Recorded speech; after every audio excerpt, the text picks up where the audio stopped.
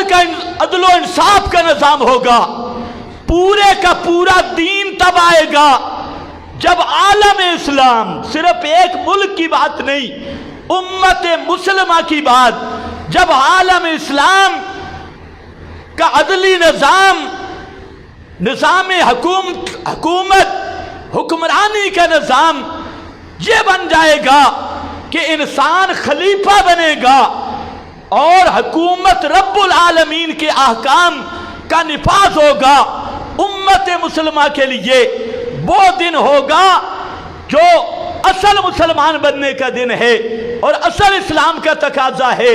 اور جب تک امت اس فکر میں نہیں پڑتی کہ ہم مسلمان ہیں، ہمارا نظام محمدی ہے، ہماری تہذیب محمدی ہے، ہمارا قانون محمدی ہے، ہمارا نظم اور دستور محمدی ہے، اور وہ کتاب و سنت کی شکل میں موجود ہے، ہمیں قانون بنانے نہیں پڑتے، ہمیں یہ قانون رب العالمین کی طرف سے ملا۔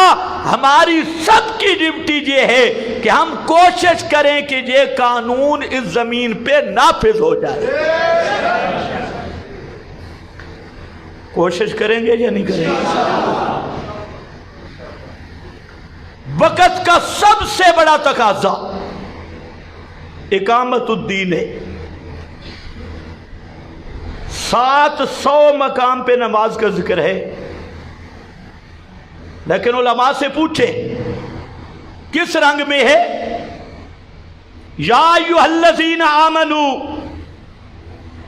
اقیموا الصلاۃ، اقیموا الصلاۃ، اے ایمان والو اقیموا الصلاۃ، نماز پڑھنے کی بات نہیں، اقامت کی بات ہے۔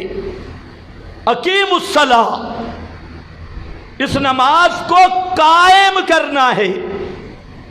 اقامت سب سے پہلا رکن بھی اقامت، ان اقیم الدین، اس دین کو قائم کرنا ہے۔ تو دین کی اقامت یہ ہے کہ جو قانون 30 پاروں میں موجود ہے وہ قانون ہماری عدالتوں میں ہو، جو قانون 30 پاروں میں موجود ہے یہ تمام عالم اسلام، اسلامی ممالک کا یہ قانون بن جائے، حکمران اس کے تابع ہوں، ملٹری اس کے تابع ہو، اور یہ اللہ کا قانون یہ پوری کائنات میں نافذ ہو۔ اور یہی مقصد تھا، هو الذی ارسل رسولہ بالہدی ودین الحق لِیُظْہِرَہُ عَلَى الدِّینِ کُلِّہ وَکَفَىٰ بِاللَّہِ شَہِیدًا۔ اللہ نے فرمایا میں نے محمد مصطفیٰ کو بھیجا اس لیے ہے، ایسی ہدایت دے کے بھیجا، نرا نور دے کے بھیجا۔ کیوں بھیجا؟ لِیُظْہِرَہُ عَلَى الدِّینِ کُلِّہ، تاکہ تمام ادیان پہ یہ دین غالب ہو جائے، باقی سب مغلوب ہو جائیں، سارے نظام نیچے چلے جائیں اور نظام محمدی سب پہ مستولا اور غالب ہو جائے۔ اس چیز کی فکر کرنی ہے۔ واپس آ جاؤ، قرآن نے اس شرک کو بھی اٹھایا، اور کیسے لفظوں میں؟ سبحان اللہ۔ علماء کے لیے عرض کرتا ہوں ذرا غور کر لیں، کیسے لفظوں میں؟ ختم نبوت کا منکر کافر ہے یا مسلمان ہے؟ ذرا ڈھیلے ڈھیلے بول رہے ہو۔ کیوں کافر ہے؟ یہ فتویٰ استنباطی ہے، اے نقطہ ذرا سمجھنا ہے، اور خصوصاً جہاں تک میری آواز پہنچے علماء کرام، آپ کے لیے خدا کا واسطہ اس کو سمجھے۔ ختم نبوت کا منکر کافر، اس میں کوئی کسی مسلمان کو تردد نہیں، اور ہمارے قانون کو بھی تردد نہیں ہے۔ کیوں کافر ہے؟ اس لیے کہ اور جو قرآن کا ایک آیت کا منکر ہے وہ کیا بنتا ہے؟ یار پرچے ہم پہ ہوتے ہیں، فتوے آپ لگاتے ہیں۔ ہم تو یہی کہتے ہیں جو قرآن کی ایک آیت کا منکر وہ مسلمان ہے یا کافر ہے؟ یہی ہمارا جرم ہے، اور یہی جرم ہمارے لیے لذت ہے۔ قرآن کے منکر کو ہم مسلمان سمجھ سکتے نہیں۔ یہ ہتھکڑیاں کیا ہوتی ہیں؟ یہ بیڑیاں کیا ہوتی ہیں؟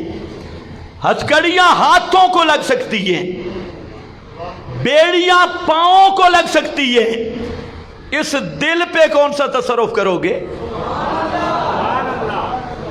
اس دل کو کیسے پابند کرو گے؟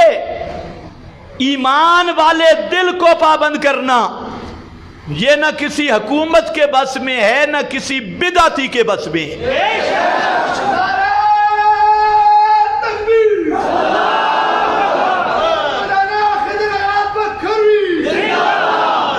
نعرے نہیں بھائی، نعرے نہیں لگانے، نعرہ ایک ہی لگائیں گے، نعرہ تکبیر، جہاں اس کا موقع ہوگا، ابھی نہیں۔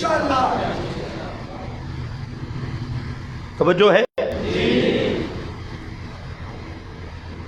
لیکن یہ جو شرک فی الحاکمیت کا مسئلہ ہے، باقی فتوے استنباطی، ختم نبوت جیسا عام مسئلہ، اس پہ بھی فتویٰ استنباطی آ رہا ہے کہ چونکہ قرآن کا منکر ہے اس لیے کافر ہے۔ لیکن جو مسئلہ ہے اللہ کی توحید فی الحکم والا، یہاں پر مسئلہ بھی منسوس ہے، یہاں پر فتویٰ بھی منسوس ہے، فتویٰ بھی منسوس ہے۔ اس لیے فرمایا ان اطاعتموہم انکم لمشرکون، انکم لمشرکون۔ اگر اللہ کے قانون کے مقابل دوسرا قانون مانا، رب کے نظام کے مقابل دوسرے نظام کو مانا، رب کے دستور کے مقابل دوسرے دستور کو مانا، دین اسلام کے مقابل کوئی دوسرے دین کو مانا، تو رب العالمین نے فرمایا انکم لمشرکون، مجھے اپنے رب ہونے کی قسم کہ تم پکے مشرک ہو۔ یہ فتویٰ بھی منسوس ہے، مسئلہ بھی منسوس، فتویٰ بھی منسوس، سمجھنے کی ضرورت ہے۔ یہ بھی شرک کی ایک قسم تھی، قرآن نے اس کو اٹھایا۔ اب آؤ، شرک کی ایک قسم یہ تھی بزدل مشرکوں کا شرک، بزدل مشرک، وہ کہتے چلو کر بھی نہیں سکتے، حاجت روا بھی نہیں، مشکل کشا بھی نہیں، کرنیاں بھرنیاں والے بھی نہیں، لیکن وسیلہ تو ہے نا۔ ہم انہیں الہ نہیں سمجھتے، مشکل کشا نہیں سمجھتے، حاجت روا نہیں سمجھتے، لیکن یہ جب بات کریں تو اللہ ان کی موڑتا نہیں ہے۔ توجہ ہے نا؟ اللہ ان کی موڑتا، یہ ہمارے کیا ہیں؟ سفارشی ہیں، یہ کروا دیتی ہیں۔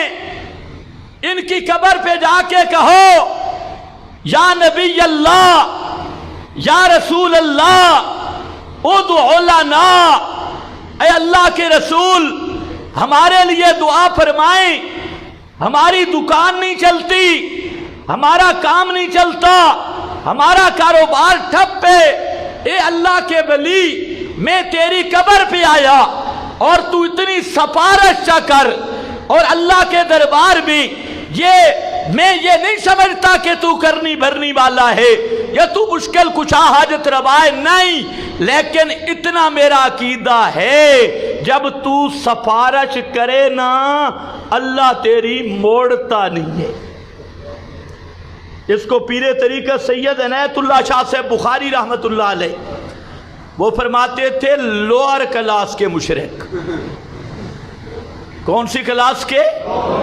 کہتے مشرک دو ہیں، ایک اپر کلاس کے مشرک، ایک لوئر کلاس کے مشرک۔ اپر کلاس کا مشرک کہتا ہے کرنیاں بھرنیاں والے، اللہ نے ان کو طاقتیں دی یہ کام کر دیتے ہیں، اور جو لوअر کلاس کے ڈرپوک بزدل مشرک وہ کہتے ہیں نہیں جی نہیں، ہماری سن کے آگے پہنچا دیتی ہے، ہماری عرضیاں اس دربار میں پہنچا دیتی ہیں۔ تو سورہ یاسین میں شرک کی اس قسم کو اکھیڑا ہے، فرمایا نہ کر سکتے ہیں نہ کروا سکتی ہے، نہ پہنچاتے ہیں نہ پہنچوا سکتی ہیں۔ اور یہ جو تم کہتے ہو کہ ہماری عرضیاں وہاں پہنچا دیتی ہیں اور ہمارے لیے کام کروا دیتے ہیں، شرک کی اس قسم کو سورہ یاسین میں اللہ نے رد کیا، اور یہی وجہ ہے کہ اس سورت کا نام رکھا قلب القرآن۔